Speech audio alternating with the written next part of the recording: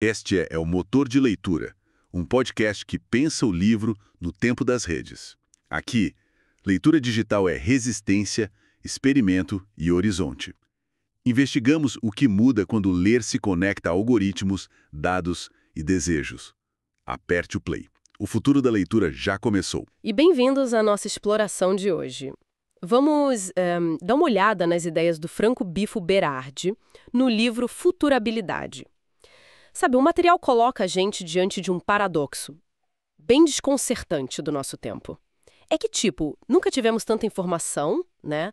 Tantas ferramentas para criar, para colaborar, mas ao mesmo tempo parece que rola uma sensação geral de impotência. Muita gente se sente assim. Como que a gente chegou nisso?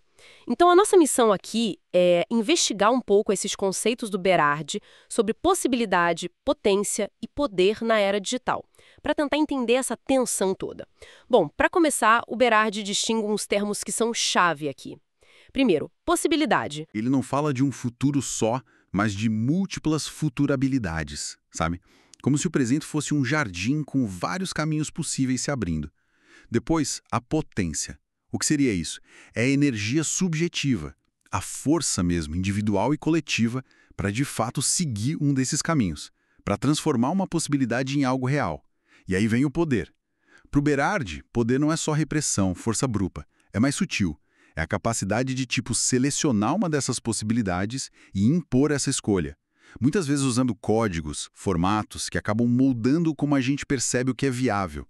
Quase como, usar uns óculos que só deixam a gente ver um caminho específico. Exato. E complementando essa ideia do poder que molda a percepção, né, o Berardi usa o termo semiocapitalismo. É interessante isso, ele descreve o sistema atual como um capitalismo que lucra não só com produto físico, mas muito, muito com signos, com informação, com a nossa atenção. Pensa no valor de algo que viraliza, nos nossos cliques, nos dados que a gente gera só navegando. É essa lógica, essa, digamos, gestalt dominante que captura e direciona o que ele vai chamar de General Intellect. Ah, o General Intellect. O que seria exatamente isso? Então, é importante entender que não há uma mente central, tipo um supercomputador. Nada disso.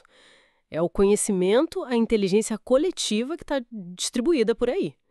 Isso fica muito claro hoje com a internet, com a colaboração digital em massa, né? O dilema crucial que o Berardi aponta é o seguinte: essa inteligência coletiva toda, ela vai continuar evoluindo só dentro do código do capital, focada em competição, em lucro, ou ela pode, talvez, encontrar um caminho mais autônomo, voltado para o conhecimento útil, para o bem-estar de todos.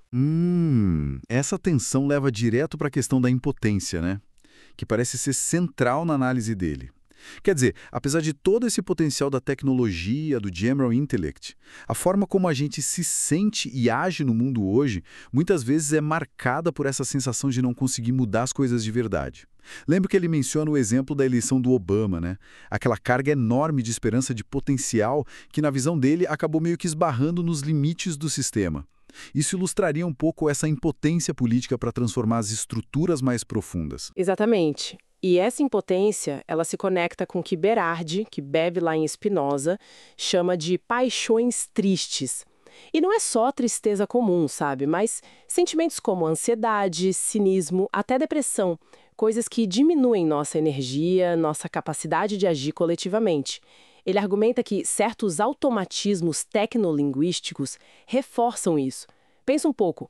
Como o feed de notícias parece sempre empurrar a gente para o que choca mais, ou porque só confirma o que a gente já pensa, o algoritmo aprende, né? E dá mais do mesmo.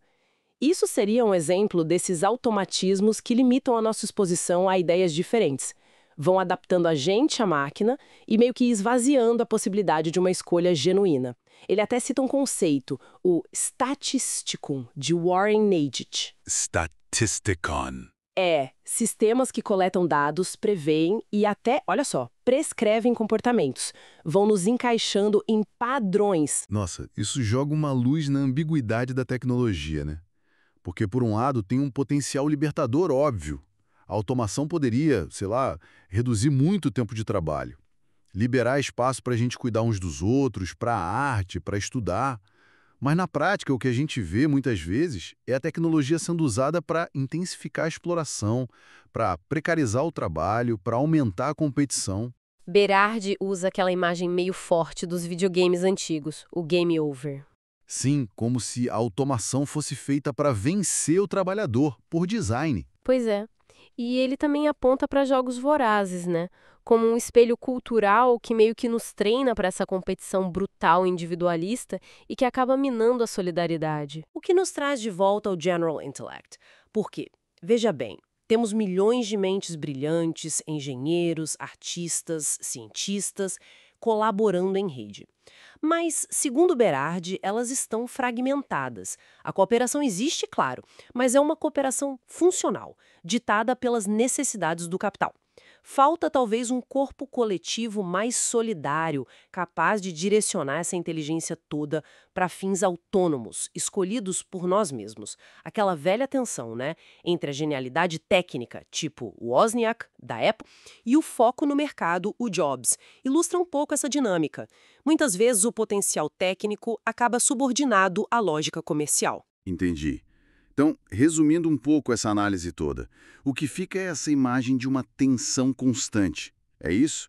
De um lado, um potencial enorme de possibilidades aqui no presente, a futurabilidade, o general intellect, a tecnologia, e do outro, essas estruturas de poder, o semiocapitalismo, os automatismos, essa cultura da competição que acabam gerando uma sensação meio paralisante de impotência. Correto. As possibilidades estão aí, elas existem.